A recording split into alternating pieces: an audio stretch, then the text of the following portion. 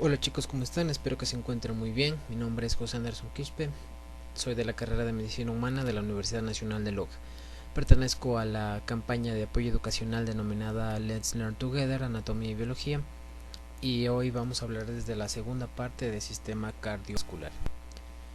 Entonces, dentro de los subtemas que vamos a ver hoy tenemos vasos sanguíneos, hablando específicamente de su pared vascular, arterias, venas y capilares. También vamos a mencionar de los circuitos vasculares, mediastino y el pericardio. Bueno, entonces empezamos con los vasos sanguíneos, ¿ya? Vamos a tener que estos vasos sanguíneos forman una red de conductos que van a transportar la sangre desde el corazón hacia los tejidos u órganos y desde los tejidos u órganos hacia el corazón, es decir, en un sentido como contrario o inverso, un circuito inverso. Ya, entonces, las arterias. Estas arterias van a ser vasos que van a distribuir o van a cumplir la primera función que mencioné, es decir, que distribuyen la sangre desde el corazón hacia los tejidos, ¿ya? Arterias desde el corazón hacia los tejidos. Entonces, estas arterias se van a ramificar, es decir, se hacen cada vez vasos de un menor diámetro, de un menor calibre, progresivamente, y esta ramificación de estas arterias da lugar a las arteriolas. Ahora, en el interior de los tejidos van a estar estas arteriolas y estas arteriolas nuevamente se siguen ramificando, se siguen dividiendo, entonces forman posteriormente vasos microscópicos. Y los vasos microscópicos que van a ser el resultado de estas arteriolas se van a denominar capilares. Y estos capilares se distribuyen en las células, ¿ya? Entonces tenemos nuevamente repitiendo. Arterias se ramifican y se forman las arteriolas, estas arteriolas sí mismo se vuelven a dividir y se forman los capilares. Listo. Entonces los capilares. Esos capilares se van a unir luego y van a formar venas pequeñas. Sabemos que al agrupar o al unir o fusionar dos estructuras, pues nos van a dar una estructura mucho más grande, ¿ya? Entonces estos capilares van a formar venas pequeñas, denominadas vénulas. Estas vénulas asimismo se vuelven a fusionar y dan lugar a venas de mayor calibre, y estas venas lo que van a hacer es retornar la sangre desde los órganos o tejidos hacia el corazón, ¿ya? Entonces, repito. Arterias transportan la sangre desde el corazón hacia los tejidos u órganos, y las venas sangre desde los órganos o tejidos hacia el corazón. Perfecto, tenemos hasta allí. Entonces, en cuanto a características de las arterias y venas, bueno, ahora ya específicamente a empezar a hablar de cada uno de estos vasos. Ambas arterias y venas tienen o están estas arterias por tres capas. Son conductos que conducen a una capa media y una capa externa o adventicia, tal como se puede observar. Son conductos que conducen la sangre desde el corazón hasta los órganos, como ya lo habíamos mencionado. Ahora sí vamos a explicar por qué habíamos capa interna o túnica tenemos una pared más gruesa, o catalogar ya la diferencia específicamente entre arterias y venas. Está constituida paso por paso o característica membrana basal y una capa de fibras. Estas arterias van a tener paredes son más gruesas que las venas. Esta en cambio está compuesta por tejido muscular liso. A nivel de las arterias, esta capa es la pasa sangre que sale de cada latido del corazón, y esta sangre tiene una presión sanguínea alta, que lo voy a explicar. Contrarrestar esta presión que ejerce esta presión sanguínea es que estas paredes de las arterias son más gruesas. Y tenemos la túnica externa o capa externa, capa media, en cambio se va a componer, estas arterias van a tener de tejido conjuntivo y también se puede denominar capa media. Van a tener, hasta aquí tenemos, un predominio de fibras musculares y de fibras elásticas. Esto nos va a explicar o va a dar lugar a las principales características de las arterias, que van a ser dos características principales: son elásticas, o la elasticidad, y la contractilidad. Y de acuerdo a la proporción de fibras elásticas y musculares que van a tener en esta capa o túnica media, se van a poder diferenciar dos tipos de arterias, que van a ser las arterias elásticas y las arterias musculares. Las arterias elásticas, como las podemos observar aquí, las observamos a este lado, y las arterias musculares a este lado. Ahora, el porqué de cada una. Las arterias elásticas, primeramente. Las arterias elásticas van a tener, como su nombre mismo lo dice, pues tienen una mayor proporción de fibras elásticas en su capa media, ¿ya? Tienen un diámetro aproximado entre 1 a 3 centímetros y van a ser los denominados vasos de conducción. Ahora, ¿por qué se denominan así? Pues por el simple hecho de que transportan la sangre a gran presión y a grandes distancias. Entonces, arterias elásticas tienen mayor son los que, se denominan vasos de conducción y transportan sangre a gran presión y a grandes distancias. Ahora menciono unos ejemplos de las mismas arterias que hacen o que cumplen estas funciones, como por ejemplo la arteria, la aorta, tenemos la pulmonar, la subclavia, la carótida, etcétera. Y la principal función de esta misma, que ya es solo cuestión de analizar, es que es la de conducción, es decir, de la sangre desde el corazón hacia las arterias de mediano calibre. Las arterias musculares, por su parte, en cambio, estas en su capa media van a contener más músculo liso pero menos fibras elásticas, que es la característica contraria a las arterias elásticas, que tenían la propiedad inversa. Estos van a ser los denominados vasos de distribución. ¿Por qué? Porque son los que van a llevar la sangre a los respectivos órganos y tejidos. Entonces, vasos de distribución, que son los musculares, son los que llevan la sangre a los diferentes órganos y tejidos. Y las arterias elásticas, que son los vasos de conducción, que habíamos dicho que estos transportan la sangre a grandes distancias y a grandes presiones. Volviendo a las arterias musculares, estas muscular pues nos va a denotar una palabra, que es la palabra contracción o dilatación, es decir, que la arteria se haga más grande o más pequeña en cuanto a la relación del diámetro o de la luz en el interior del vaso. Y esta función lo que va a hacer es regular el flujo sanguíneo, es decir, aumentar o disminuir el flujo sanguíneo para las diferentes partes del cuerpo. Esta es la función específica que cumplen estas arterias musculares. En cuanto a las venas, y asimismo, volviendo a repetir o a recapitular, tenemos que van a ser conductos que transportaban la sangre desde el corazón, desde los tejidos órganos hacia el corazón. De forma estructural, pues son similares asimismo a las arterias, como ya lo habíamos visto en la gráfica anterior. Son similares, como lo digo, aunque aquí va a variar su capa interna y la capa media, que van a ser más delgadas en relación a las arterias. La capa muscular y elástica va a ser también mucho más fina que en las arterias, porque estas presentan menores cantidades de fibras, que son fibras elásticas y musculares, y mientras que la capa externa va a contener más tejido conjuntivo. Entonces, una clara diferencia aquí ya que habíamos visto es el grosor de la pared, porque existe una mayor presión sanguínea que sale con cada latido del corazón, expulsa la sangre o eyecta la sangre.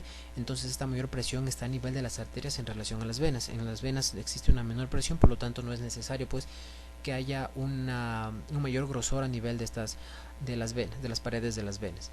Y estas venas pues también se van a dividir en dos grupos, que son venas grandes y venas medianas. Las venas grandes, que van a tener un tamaño superior a 10 milímetros, y las venas medianas un tamaño menor a 10 milímetros de diámetro. Y tenemos finalmente los capilares. Estos capilares pues van a ser los vasos más pequeños del sistema circulatorio, y van a comunicar las arteriolas con las vénulas. Aquí, como se puede observar, tenemos a este nivel los capilares, y van a comunicar las arterias con las venas. ¿Ya? Van a tener aproximadamente un diámetro entre 8 a 10 milímetros, y sus paredes van a ser muy finas, pues tenemos que su tamaño es bastante fino, por lo tanto sus paredes también son muy finas. Y esta pared muy fina lo que va a permitir también es el intercambio de sustancias entre la sangre y las células, es decir, a lo que se denomina como el intercambio gaseoso, es decir, entre el oxígeno y el dióxido de carbono. Intercambio gaseoso, oxígeno y dióxido de carbono, es lo que tenemos a nivel capilar. Estos capilares van a nacer de las arteriolas terminales, y en el sitio de origen van a presentar esto de que es de vital importancia, que en el sitio de origen presentan un anillo de fibras de músculo liso llamado esfínter precapilar. Un esfínter lo que va a hacer es cumplir una función de abrir y cerrar, abrir y cerrar. Entonces esta apertura o cuando se cierra este esfínter, va a hacer que se regule el flujo sanguíneo hacia los capilares, ¿sí? Entonces aumenta o disminuye el flujo sanguíneo, aumenta o disminuye el flujo sanguíneo. Esta es la característica principal de los capilares. Y aparte lo que ya mencionaba, que era del intercambio gaseoso, que no hay que olvidar: dióxido de carbono, oxígeno.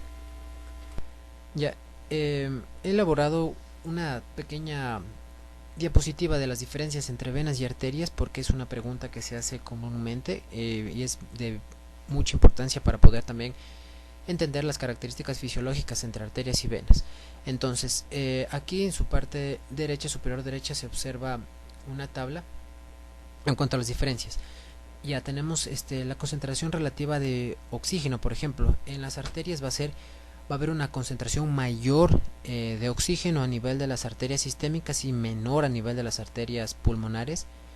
Y va a haber en cuanto en las venas, por su parte, va a haber una mayor concentración de oxígeno a nivel de las venas pulmonares y menor en las venas sistémicas. En cuanto al espesor de la pared, que ya lo habíamos dicho que es mayor a nivel de las arterias por la presión sanguínea elevada, mientras que en las venas va a ser menor, que aquí tenemos específicamente su túnica media, que habíamos dicho que es la parte que más radica o de más importancia tiene en cuanto a la relación de diferencias de estas mismas. La presión, pues tenemos una mayor presión a nivel de las arterias, por eso es sus paredes, la constitución de sus paredes en relación a venas, y la dirección del flujo sanguíneo, que habíamos dicho asimismo, arterias que sale desde el corazón hacia los tejidos y de las venas desde los tejidos buenos hacia el corazón. Esta es una de las diferencias claras. Otras también tenemos, o se puede mencionar que a nivel de las arterias no hay capilares linfáticos en las capas internas de sus paredes, mientras que en las venas sí tenemos que hay la presencia de capilares linfáticos en sus paredes. Esta entre unas cuantas características de diferenciación importante entre arterias y venas, chicos. Ahora los circuitos vasculares. Bueno, tenemos que existen dos circuitos vasculares. Una circulación mayor o también denominada circulación sistémica y una circulación menor o también denominada circulación pulmonar. Ambos circuitos están dispuestos en serie y la salida del uno es la entrada del otro, es decir, digamos que tenemos dos mangueras que las unimos, entonces la salida del uno es la entrada del otro, ¿sí? Tenemos así de la siguiente forma, que voy a presentarles una gráfica, ya se puede observar que en el lado izquierdo del corazón, es decir, aurícula izquierda, ventrículo izquierdo, como se puede observar en la gráfica de la derecha, al igual que en la gráfica de la izquierda. Entonces tenemos que en el lado izquierdo del corazón, esta es la bomba de la circulación sistémica o denominada también circulación mayor. Esta lo que va a hacer es, como se puede observar, recibe sangre desde los pulmones, ¿sí? Observamos aquí que esta aurícula izquierda va a recibir sangre de los pulmones. Esta sangre va a ser, pues, como proviene de los pulmones, entonces una sangre rica en oxígeno, de características que es roja brillante u oxigenada. Ya este ventrículo luego pasa pues al ventrículo izquierdo. Este ventrículo izquierdo va a inyectar o a distribuir o a dirigir la sangre hacia la aorta, como observamos aquí sale del ventrículo izquierdo hacia la aorta de igual forma. Ya tenemos aquí, y desde esta aorta la sangre lo que va a hacer es se va dividiendo en diferentes flujos e ingresa a las arterias sistémicas, que son cada vez más pequeñas. De esta arteria aorta pues se van a ramificar o van a ver diferentes ramas que se distribuyen a diferentes partes del cuerpo. Entonces va a ir transportando sangre rica en oxígeno a las diferentes partes del cuerpo, con la excepción al único lugar al que no van a transportar son los alvéolos pulmonares, porque estos van a recibir sangre desde la circulación pulmonar. En los tejidos sistémicos, estas arterias van a originar las arteriolas. Recordemos, de las arterias que se dividían dan lugar a las arteriolas y luego a los capilares. Entonces, estas arterias dan lugar a las arteriolas, que son vasos de menor diámetro, y finalmente, asimismo como lo menciono, se ramifican y dan lugar a redes de capilares sistémicos. Ahora, el intercambio de nutrientes y gases se va a producir en los capilares. Esto solo es cuestión de ir asociando de lo que he mencionado anteriormente. Entonces, a nivel de los capilares, pues iba a suceder el intercambio gaseoso, intercambio de nutrientes, es decir, de oxígeno, o la sangre lo que va a hacer es descargar el oxígeno que ya proviene de los pulmones y va a tomar el dióxido de carbono. En la mayoría de los casos, la sangre va a circular por un solo capilar y luego entra en una vénula sistémica. Estas vénulas, que habíamos dicho que era la fusión pues de los capilares, estas vénulas transportan la sangre desoxigenada, es decir, que es sangre pobre en oxígeno, y se van uniendo cada vez para dar lugar a vasos de mayor calibre, que son las venas sistémicas. Y finalmente la sangre va a retornar al corazón hacia la aurícula derecha, ¿sí? Luego que la sangre, entonces, verán, repito, entonces la sangre que está rica en oxígeno llega hacia la aurícula izquierda, pasa al ventrículo, por la aorta se dirige hacia diferentes arterias que van a ser a lo largo de todo el organismo, distribuyendo el oxígeno a las diferentes partes del cuerpo. Luego toda la sangre que ya ha ido recolectando sustancias de desecho, dióxido de carbono, va a llegar a la aurícula izquierda por dos venas que van a ser la vena cava superior y la vena cava inferior, como se puede observar acá. Y aquí finaliza la circulación mayor o circulación sistémica.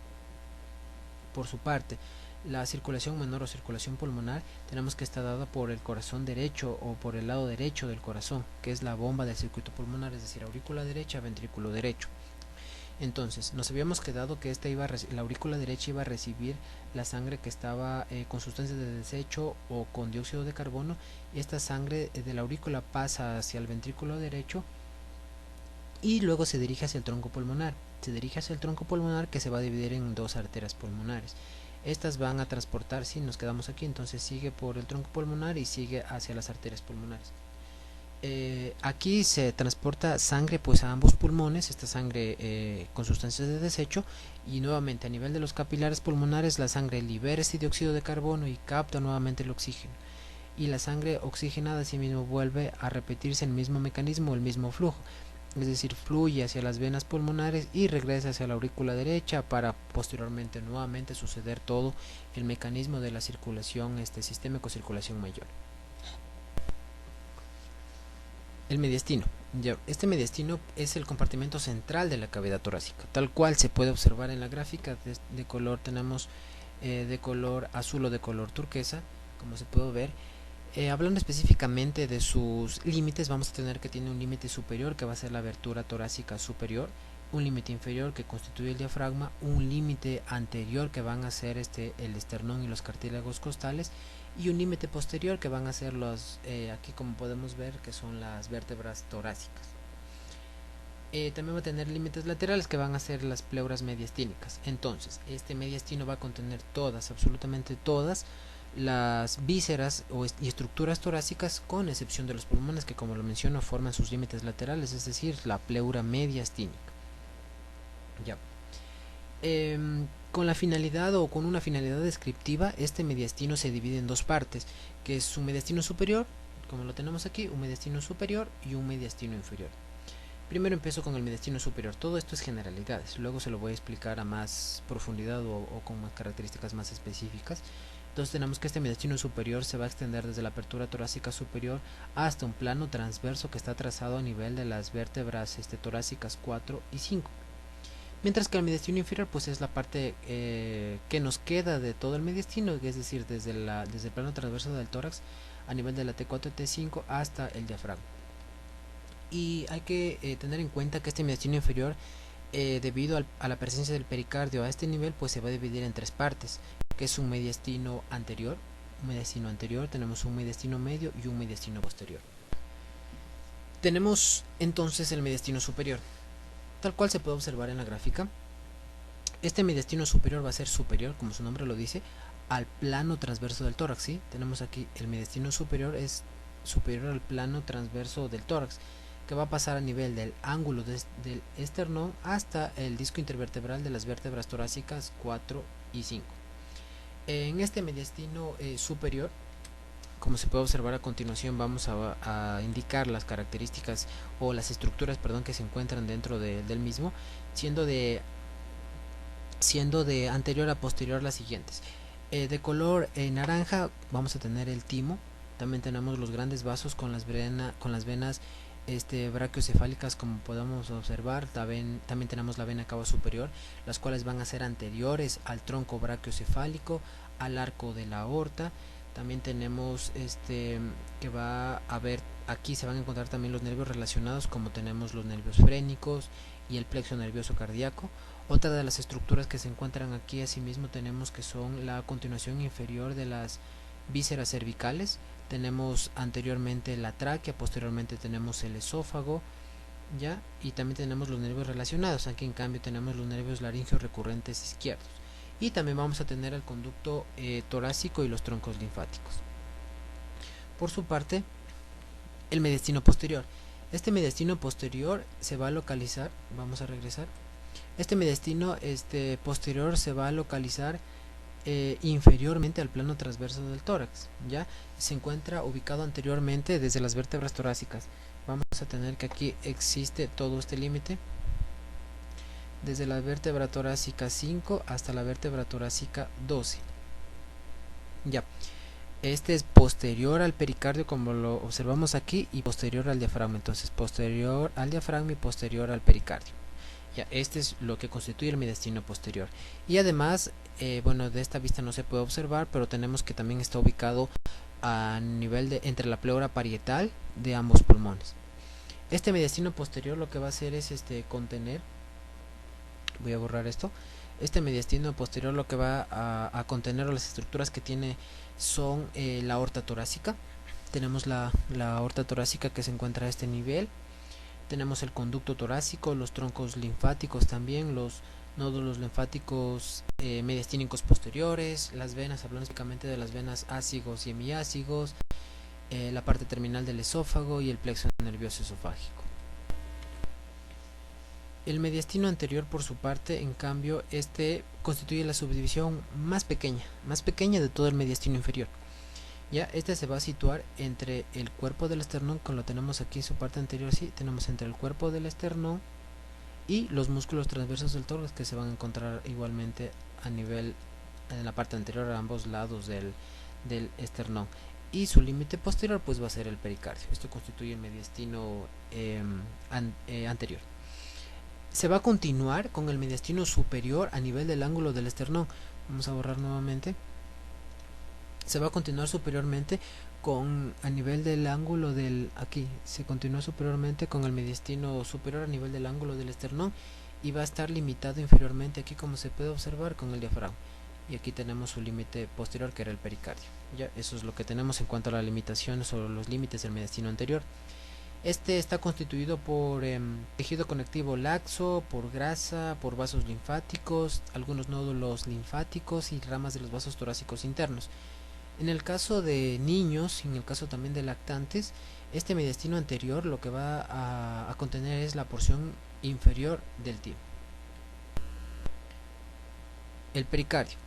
Ya, este pericardio, bueno, está constituido por dos láminas que van a ser un pericardio fibroso y un pericardio seroso. Primero voy a empezar hablando del pericardio fibroso. Entonces tenemos aquí el pericardio fibroso. Este pericardio fibroso, hay una característica que hay que tener en cuenta también, voy a mencionarlo, que esta es la parte externa o la parte más de afuera superficial, y esta es la parte interna o la parte profunda. Ya, entonces tenemos así. Ya, este pericardio fibroso es la hoja, como lo digo, es la hoja más superficial, es una hoja muy fibrosa, es muy compacta, que se va a fijar a las estructuras vecinas. Esta hoja va a ser, la función de la misma va a ser la que es responsable de mantener el corazón fijo en su sitio. Esta característica entonces, ¿qué nos va a permitir? Que el corazón, evitar que el corazón baile en el espacio mediastínico durante sus movimientos, es decir, le proporciona sistemas o mecanismos de fijación. Listo. Este pericardio fibroso va a terminar continuándose con la adventicia. Habíamos dicho que la adventicia es la capa externa de los vasos. Entonces, si ven, aquí observamos que llega a tapizar los primeros centímetros de los vasos sanguíneos que están saliendo del corazón. Entonces se fusiona con esta adventicia y llega a tapar toda las primeras porciones de los vasos que salen del corazón. Ya, por su parte, el pericardio seroso. Este pericardio seroso va a estar, es doble, es con una hoja que está tapizando el miocardio, conocida como una hoja visceral. Ya tenemos una hoja visceral, que esta hoja va a ser menos gruesa y más tenue, adosada fuertemente a la otra lámina que constituye el pericardio u hoja parietal. ¿Ya? Entonces tenemos desde su parte externa hacia su parte interna la hoja parietal, que está adosada hacia la parte del pericardio fibroso o adosado al pericardio fibroso, y la hoja visceral, que está constituyendo la capa más superficial. Como en todas las serosas, sus dos hojas van a presentar regiones de continuidad entre ellas, a lo que se denominan líneas de reflexión del pericardio. Y estas dos hojas del pericardio van a delimitar una cavidad que tenemos aquí, que es la cavidad pericárdica. Esta cavidad pericárdica es un espacio virtual, ya, que va a contener líquido en una cantidad aproximada de 30 a 50 ml, que va a ser secretado a su vez por células mesoteliales que constituyen la serosa en sí. El contenido de este líquido o de este espacio, el contenido de este espacio de la cavidad pericárdica va a ser vital para el correcto deslizamiento del corazón durante su funcionamiento. Ya, esto es, entonces tenemos, nuevamente repitiendo, tenemos que el pericardio es formado por dos hojas, un pericardio fibroso y un pericardio seroso. El pericardio fibroso es más externo y el pericardio seroso, que va a ser en cambio más interno, y va a estar formado por dos hojas, viscerales y parietales. Ya, en cuanto a la irrigación del pericardio, pues tenemos que procede principalmente de una rama delgada de la arteria torácica interna, que es la arteria pericardiofrénica. Lo voy a señalar aquí. Tenemos la arteria pericardiofrénica, como se puede observar, del lado derecho, y la arteria pericardiofrénica del lado izquierdo. Estas van a transcurrir o siguen o son paralelas al nervio frénico hasta llegar hacia la altura del diafragma, que se encuentra más inferiormente. También tiene otras pequeñas contribuciones vasculares que van a proceder de la arteria musculofrénica, que es una rama terminal de la arteria torácica interna, también de las arterias bronquiales, arterias esofágicas y frénicas superiores, y de las arterias coronarias, que van a irrigar pero únicamente la lámina visceral del pericardio fibroso, del pericardio seroso, perdón. Y el drenaje venoso, en cambio, este está dado, son de las venas pericardiofrénicas, que son tributarias de las venas brachiocefálicas, y también está dado por las venas tributarias variables del sistema de las venas ácicos. Y su inervación, por su parte, tenemos que la fuente principal de las fibras sensitivas de este pericardio procede de los nervios frénicos, de los segmentos de los nervios frénicos que los tenemos aquí, de los segmentos cervicales del C3 hasta el C5, también por los nervios vagos y por los troncos simpáticos. La bibliografía que hemos utilizado es de la histología médico-práctica de Brusco y López, también la anatomía con orientación clínica de Moore y de la histología de Ross. Como lo había mencionado al principio, mi nombre es José Anderson Quispe de la Universidad Nacional de Loja. Mi correo electrónico se muestra a continuación. Para cualquier duda o interrogante me pueden escribir o comunicarse conmigo. Y no se olviden de seguirnos en todas nuestras redes sociales. Estamos en Facebook, Twitter, Instagram y YouTube. Aquí se menciona cada una de los nombres de cómo nos encontramos. Bueno, saludos a todos, espero que este video haya sido de su agrado y nos vemos en una próxima.